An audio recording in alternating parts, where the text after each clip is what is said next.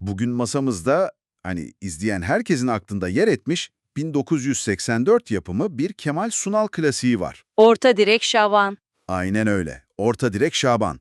Biliyorum filmi hatırlayınca aklınıza hemen kahkahalarla dolu sahneler geliyor. Ama bu sohbetimizde o kahkahaların biraz ardına bakacağız. Dokunaklı hikayesine. Evet, o dokunaklı hikayeye, dönemin Türkiye'sine tuttuğu aynaya ve bugün bile bize neler söylediğine odaklanacağız. Çünkü bu film sadece bir komedi değil. Değil. Kesinlikle değil. Çok daha fazlası. Filmin kalbinde hepimizin kendinden bir parça bulduğu Şaban karakteri var. Hı hı. Fabrikada çalışan, kıt kanaat geçinen, saf, iyi niyetli ama bir o kadar da hayalperest bir adam. Ve filmin bütün dinamiği aslında Şaban'ın platonik aşkı Bahar. Evet, Bahar. Ve Bahar'ın idealindeki erkek, yani o başarılı sporcu Erkan arasındaki üçgen üzerine kurulu. Bu sadece bir aşk hikayesi de değil, bir kimlik mücadelesi aslında. O zaman hemen filmin o unutulmaz açılış sahnesiyle başlayalım. Şaban'ın sabah uyanışıyla. Alarm çalar, Şaban kalkar, pencereyi açar, birkaç böyle esneme hareketi yapar ama daha saniyeler geçmeden o felsefesini duyarız. Azı karar, çoğu zarar. Aynen. Ve sporu anında bırakır. Bu sahne bile tek başına karakter hakkında çok şey anlatmıyor mu aslında? Anlatmaz mı? Tam olarak bu. Ve hemen ardından masasına geçiyor, Bahar'ın fotoğrafının karşısına oturup kahvaltı yapalım mı diye soruyor. Evet ya. Bu hani basit bir komedi unsuru olmanın çok ötesinde bir şey. Karakterin o derin yalnızlığını gösteriyor. Gerçeklikten kopuk, kendi hayal dünyasında ne kadar mutlu olduğunu anlıyoruz. Bu hayal dünyası demişken sanırım filmin en can alıcı konseptine geliyoruz. Şaban'ın müzesi. Ah evet, o müze. Evindeki bir dolabı bu ismi vermiş. Alamadığı artık lüks sayılan ürünleri burada sergiliyor. Bu sahne sadece ekonomik bir eleştiri mi sence? Harika bir nokta. Kesinlikle değil. Bu onun pasif bir kurban olmadığını gösteriyor.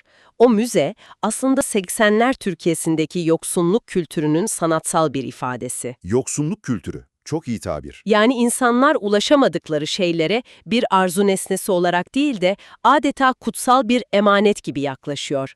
Şaban da o peynire ulaşamadığı için onu değersiz görmüyor. Aksine onu müzeye kaldırarak yüceltiyor. Bir sanat eseri gibi. Aynen öyle. Bu, yoksulluğun içindeki onuru koruma çabasının trajikomik bir portresi. Tek bir zeytin detayı mesela. Kavanozda tek bir zeytin duruyor. Evet, her sabah ekmeğini sadece ona değdirip yiyor.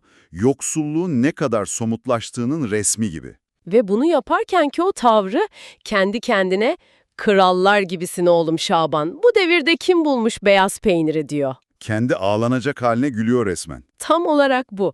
Sonra gazeteden peynire zam geldiğini öğrenince peynir tabağına dönüp o acı tebessümle diyor ya hani. Kusura bakma arkadaş, seni de müzeye kaldırıyoruz. Gündelik bir gıda bir anda lüks bir sergi objesine dönüşüyor. O dönemin ruhu bu işte. Bu ruh hali bizi doğrudan market sahnesine bağlıyor zaten. Şaban o zamlı maaşıyla alışverişe çıkıyor ve verdiği siparişler yani durumun vahametini ortaya koyuyor. O gramajlar. İşte 214 gram pirinç, 118 gram kuru fasulye ama asıl darbe şeyde geliyor. 1,5 tane domates istediğinde. Evet, bakkal şaşırıyor, o nasıl olacak diye soruyor. O da bir domatesi ortadan ikiye bölüp bu tam, bu da yarım diyor. İşte o an bakkal sen kimsin be kardeşim diye sorunca filmin ve karakterin kimliğini özetleyen o cevabı alıyoruz. Bir garip Şaban, orta direk Şaban. Aynen. İşte bu orta direk tanımı çok önemli. Filmin adı da bu sonuçta. O dönemde orta direk olmak ne demekti?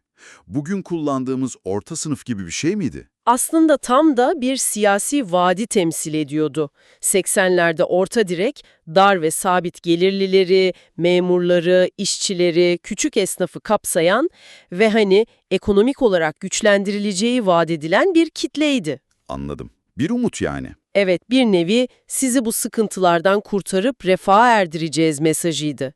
Filmde ismini buradan alarak aslında bu vaadin nasıl boşa çıktığını, orta direğin giderek nasıl daha da zayıfladığını hicvediyor. Şaban, o vaadin somutlaşmış hayal kırıklığıdır. Fabrikaya geçtiğimizde ise bu ekonomik mücadelenin yanına bir de aşk mücadelesi ekleniyor. Bahar karakteri ve onun ideal erkek figürü, Erkan. Hı hı. Bahar'ın arkadaşına söylediği o kilit cümle var. Erkek dediğin Erkan gibi olmalı. Bu cümle Şaban için adeta bir başlangıç düdüğü oluyor. Yüzüne çarpıyor gerçeği. Evet. Neden başarılı, zengin ve popüler olanın makbul olduğu bir dünyada kendisi gibi birinin şansı olmadığını anlıyor. Erkan karakteri de aslında o dönemin arzulanan erkek tipinin bir karikatürü. Milli sporcu, gazete manşetlerinde, yakışıklı, başarılı, Şaban'ın tam zıttı. Tam zıttı, evet. Bahar'ın Erkan'a hayranlığı aslında toplumun başarıya ve gücü olan hayranlığının bir yansıması. Şaban da bunu fark edince Bahar'ı kazanmanın tek yolunun Erkan'a dönüşmek olduğuna inanıyor.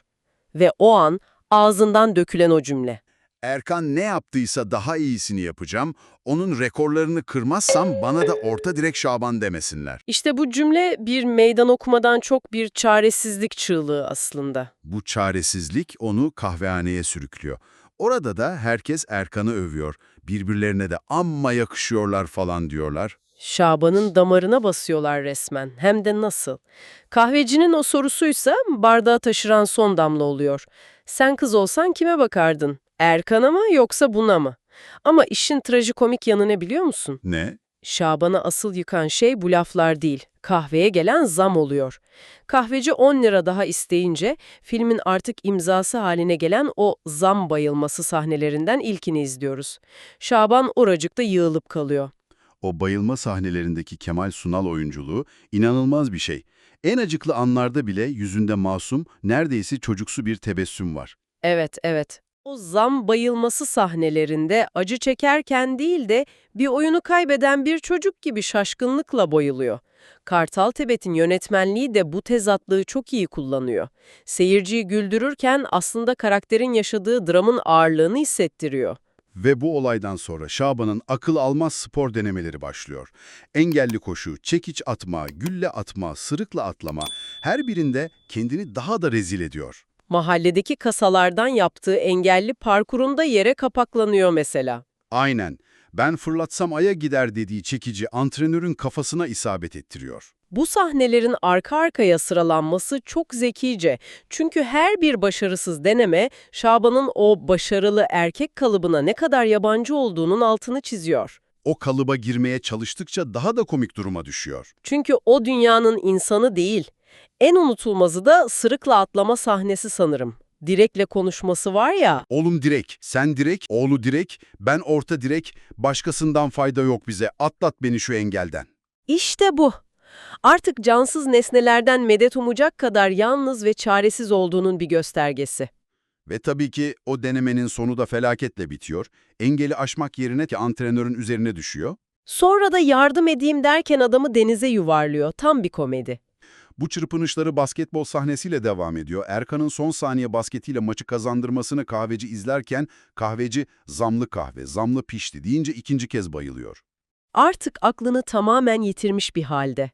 Hatta o kadar ki basketbol takımına girebilmek için yüzünü kömürle siyaha boyuyor. Evet ya, o sahne. Çünkü antrenörlerin en iyi basketçiler zencilerden çıkar gibi dönemin son derece ön yargılı bir yorumunu duyuyor. Bu Şaban'ın artık kendi kimliğinden tamamen vazgeçtiği an.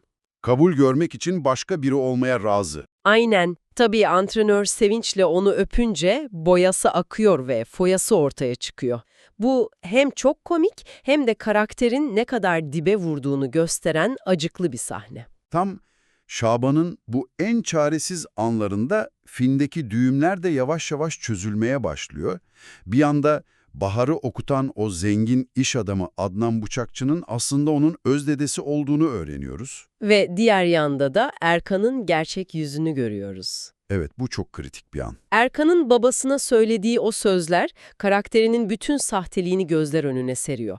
Adam petrol kralı, yarın öbür gün bakarsın kıza bir imkan sağlar, o zaman sen bizim durumumuzu bir düşünsene. Her şey çıkar amaçlı. İşte bu cümleyle Erkan'ın Bahar'a olan ilgisinin tamamen çıkar amaçlı olduğunu anlıyoruz.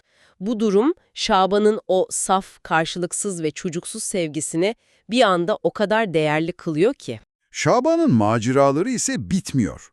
Bu sefer karateye merak salıyor ve hocasından dayak yiyince o meşhur tespitini yapıyor. Sabreden derviş dayak yemekten gebermiş. Aynen. Ama sanırım filmin en absürt ve en zekice eleştirisi bundan sonraki sahnede geliyor. Şaban kahveye gidiyor ve çayına zam gelmediğini duyuyor. Bu sahneye her seferinde biliyorum çünkü o kadar absürt ama bir o kadar da gerçek ki. Değil mi? Şaban hayatında ilk defa bir şeye zam gelmediğini duyunca şoka giriyor, masaların üzerine çıkıp oynamaya başlıyor ve sonunda bayılıyor. Ama asıl olay o değil. Asıl bomba, onu muayene etmeye gelen doktorun da zam olmadığını duyunca aynı şoku yaşayıp oynamaya başlaması. Bu, yani sürekli zam haberlerine alışmış bir toplumun psikolojisi üzerine yapılmış müthiş bir hicim. Normal olanın zam gelmesi, anormal olanın ise fiyatların sabit kalması haline gelmesi. Tam olarak bu. Bu olayların ardından Şaban için her şey daha da kötüye gidiyor. Adnan Bıçakçı'nın emriyle önce işinden kovuluyor, sonra evinden atılıyor. En sonunda her gün gittiği kahveye bile girişi yasaklanıyor. Toplumdan tamamen dışlanıyor, bir paçavra gibi kenara atılıyor resmen. Ve tam bu dibe vuruş anında filmin finali başlıyor. Bahar, dedesinin mirasını ele geçirmek isteyen uluslararası bir şebeke tarafından kaçırılıyor. İşte o an inanılmaz bir şey oluyor.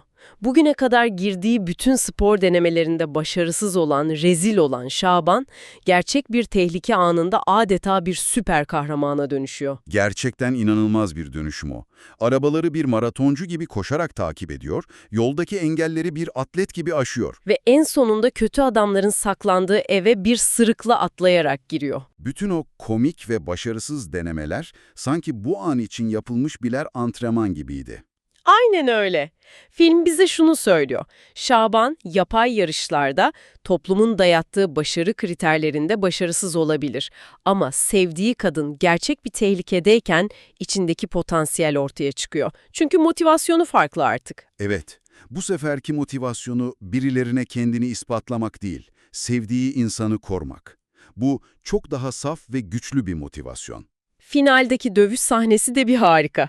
Şaban kötü adamları tek tek alt ederken bugüne kadar biriktirdiği bütün öfkeyi onlardan çıkarıyor sanki. Tam o sırada oraya gelen Erkan da her zamanki gibi kurtarıcı rolünü çalmaya çalışıyor. Ama Şaban bu kez ona pabuç bırakmıyor ve komik bir şekilde onu da etkisiz hale getiriyor. Sonunda Bahar'ın dedesine gerçeği söylemesiyle her şey çözülüyor. Erkan bir şey yapmadı, beni Şaban kurtardı. Ve film Adnan Bıçakçı'nın "Haftaya torunumun düğününe davetlisiniz" sözüyle mutlu sona ulaşıyor. Yani orta direk Şaban bize güldürürken aynı zamanda ekonomik zorluklar içinde onuruyla, saflığıyla ve inadıyla ayakta kalmaya çalışan bir karakterin unutulmaz portresini çiziyor. Yaptığı her şey sevdiği kadının gözüne girebilmek içindi ve sonunda bunu en kahramanca şekilde başardı. O zaman son sözlerimizle sizlere veda edelim. Ekran rehberini Facebook, YouTube, Instagram ve Twitter yani X platformlarından takip etmeyi, oralardan videolarımızı beğenmeyi ve yorumlarınızı eksik etmeyin. Yorumlarınızda söz etmemizi istediğiniz yapımlar olursa da onlara da bakarız ve sıradaki rota olarak onları da belirleriz.